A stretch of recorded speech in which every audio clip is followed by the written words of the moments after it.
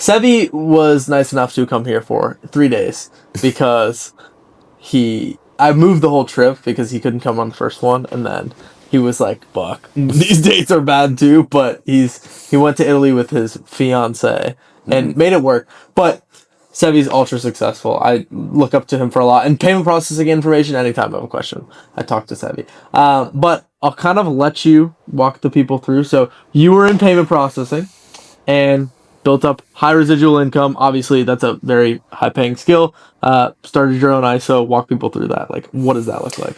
Yeah, so I started in the payments industry as an independent sales agent and basically just going to businesses, pitching them on saving them money on the processing fees that they're already paying by accepting cards. And when you sign a merchant up, you get a percentage of every transaction in that business. So within about a year since I'd started, I got to about 30 grand a month, and it's all residual. It's basically passive income. And from there, launched my own offer, teaching people how to do it as well. Okay, so what made you do that? What made you want to launch an offer, teach people how to do it? Yeah, so actually, how in depth do you want me to go here? As much as you want. Okay. So yeah, so basically I built my book up to about 30 grand a month. And next step for me was, okay, how do I recruit other salespeople? How do I build this into a full ISO sales organization? I actually paid a recruiting agency $7 grand to recruit me commission-only agents, and they fucking failed completely. And I was like, well, fuck this. I've kind of depleted my local market. So essentially, you were trying to scale the ISO with reps, but the reps that they were hiring were shit. Yeah, they couldn't bring me anybody that actually even wanted to do it. So I sort of depleted my local market at that time. So the choice was either like, okay, either take time off, and then sort of go back at it, or travel, like go to different states and sell it. And I didn't want to travel. Yeah. So I took some time off, and I was like, all right, I may as well use this time to get into another sales thing and just double my income because I already had my residual anyway. So I got into remote closing, got on the V-Shred fitness offer. I was like one of 150 closers. And I was there for 2 months and collected $70K each month. And I was like, wait, this high ticket stuff. If you want to learn high ticket, you go to V-Shred. Yeah. Yeah. And I was like, wait, this high ticket stuff's pretty cool. Like, I can make like a course for payment processing, teach people how to build residual income.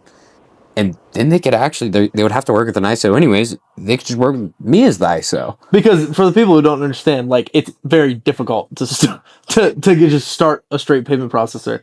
Essentially, it's a much better path to join a pre-built ISO and get good fees. Yeah. Well, it's like insurance, right? If you want to sell insurance, you would go find a brokerage to sell with. So an ISO is just a sales organization. We're basically a brokerage for payments. Well, it's one of my favorite coaching because it's such a universal skill, right? You have drop shipping, you have agency, you have SMA.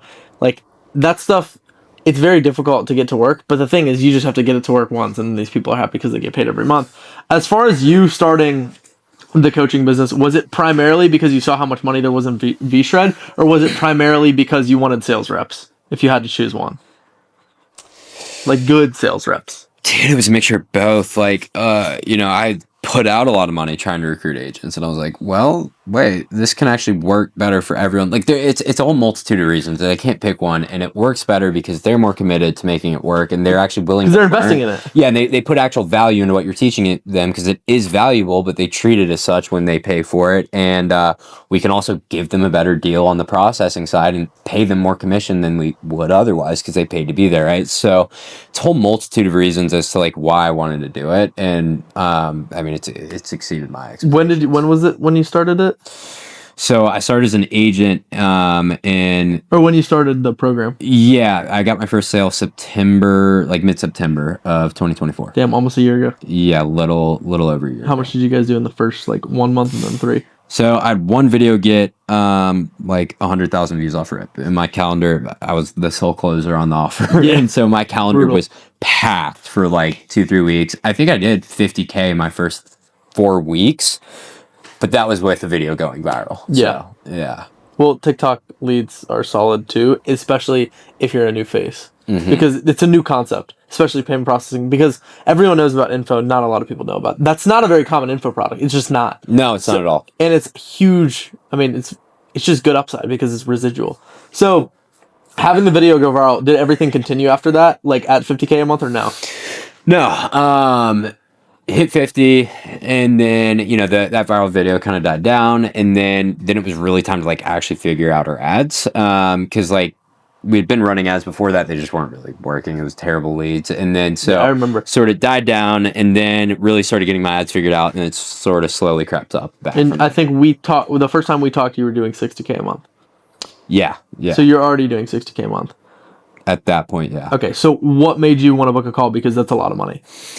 Yeah, I wanted to do. I mean, it's still my biggest struggle to this day. In general, is just like I shouldn't say that. I wanted to book a call because I wanted to focus more on building a personal brand. Like anybody can run ads and stuff, but I mean, I'd also seen firsthand. It's also hard to like content if you don't want to do content. I know. What yeah, but I'd seen firsthand how effective organic traffic was, and that's where I was really lacking. And our ads are running pretty well, but nothing is ever going to beat organic. So I wanted to focus on building more of a personal brand and like actually nurturing an audience and connecting with them so that they might join my program. So you've done 6 figures in a month. Well, you know that. If you had to talk to the $60,000 version yourself after making $107K per month, what would you tell the person? Organic content is going to be way fucking better. That's number one thing? Yeah. And obviously for me, since I don't have all the time in the world, I know we were talking about this earlier, it's... Payment processing is brutal. Yeah. It's brutal. This guy's not... I don't know anyone who's on the phone more. Well, I think that in order to get, at least from the info side of selling the program and whatnot, obviously I don't have all the time in the world to actually go out there and film organic content because it is so brutal and I'm on the phone all the time. But what we've done that's worked really well for us is sort of blended the two, and the ads get them to opt in, but then we send them a sequence of our organic content, all of my YouTube videos, to nurture them. Game over. And that basically turns a paid lead into essentially an organic lead because they've seen all the same content. And I would say that out of all of the people I've worked with, you're the prime example of how minimal YouTube views, like very minimal YouTube views, will still make you money. Like very minimal. Yeah, I only have like 220 subscribers, yeah. And you've gotten probably a lot of payments from it. Yeah.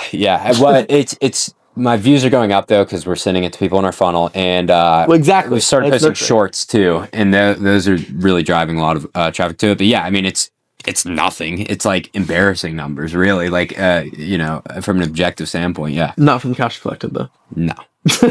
And okay, so obviously you were doing well before info, but what's the difference from hitting like your first 10K a month, which you did in payment processing, versus hitting like your 60K a month in coaching plus payment processing? By the way, like he built a massive payment processing company. He gets paid a lot from that. What's the feeling between like your first 10K a month versus your first 6-figure month? So I'd say the 6-figure month, it's almost more of like an overnight thing, but it's a culmination of things that have taken like years for me to get there. Okay. Whereas a 10K, that happened within like, 6 months of me like grinding.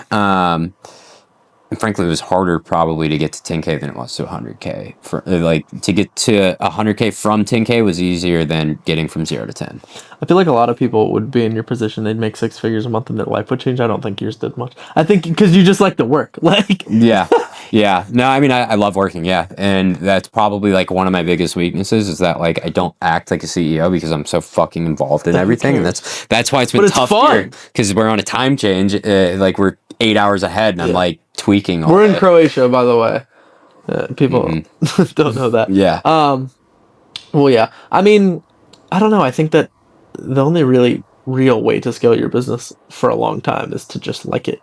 I don't like not being involved in my business. If like I don't think any of us here act like a CEO. Yeah. Like, you just love it. And we're all young too. So it's like it's a bit different. It's like it's a Fortune 500 company. So. Yeah, no, I mean, I enjoy it. And, I mean, when I was building, honestly, some of the most fun time I've had was actually building out my info product because I took like 2-3 months to do that. And it was just I'm sure you learned deep a lot work all day. And I just got to do that and I loved it. So for someone sitting at like a good monthly number, let's say they're at like 30, 50K a month, well above average income in the world, but they feel like they've got it all figured out, what's one thing that you would tell that person?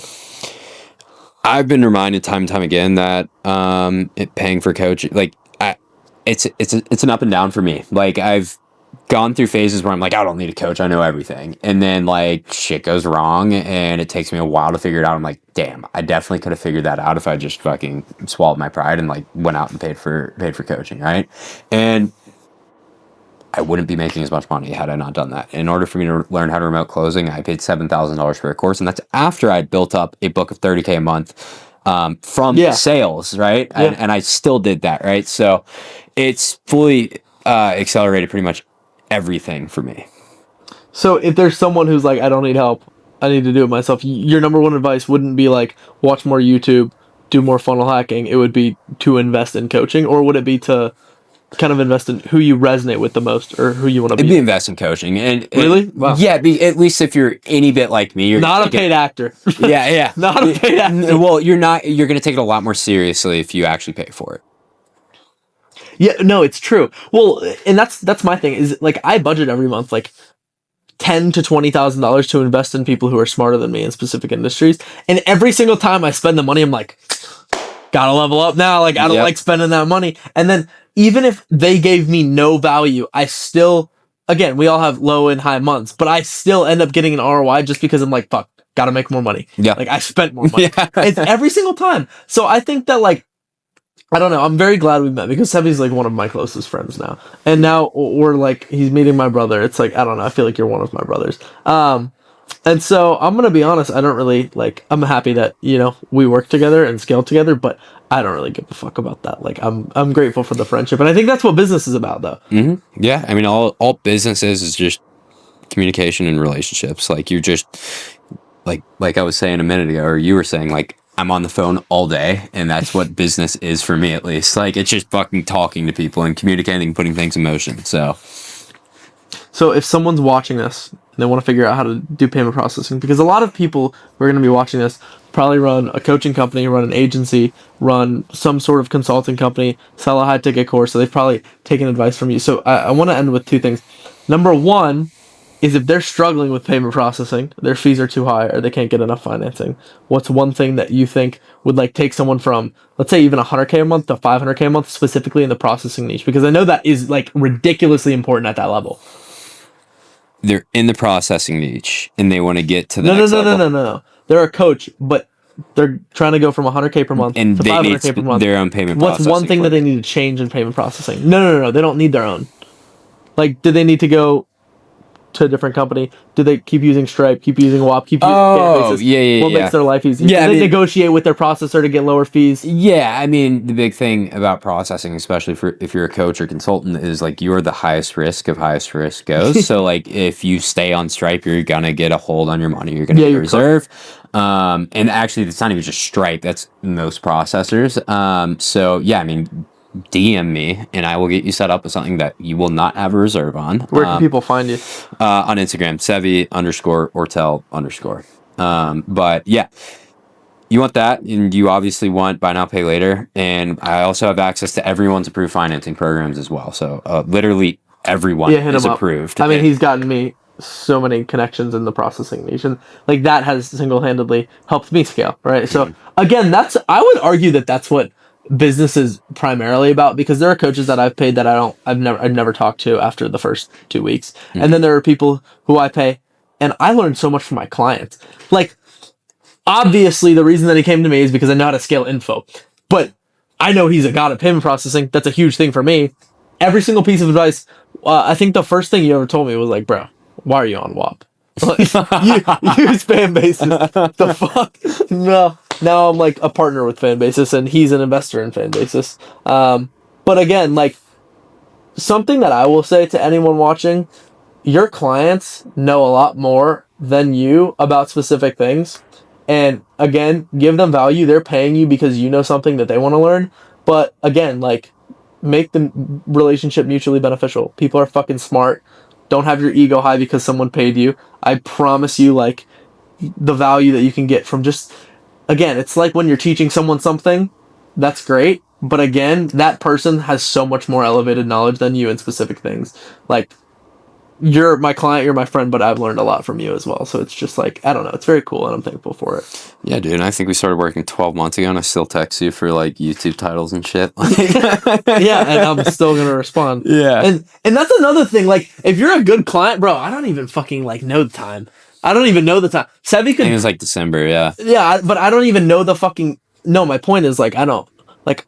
I'll consult you for 15 fucking years on content. I don't give a fuck. you. And you know what? He'll help me with payment processing, and it's just like, I don't know. I think that ultimately, if you have good intentions, paying someone to coach you, if they give the effort, again, there's a lot of fucked up people, but that is a mutually beneficial relationship forever.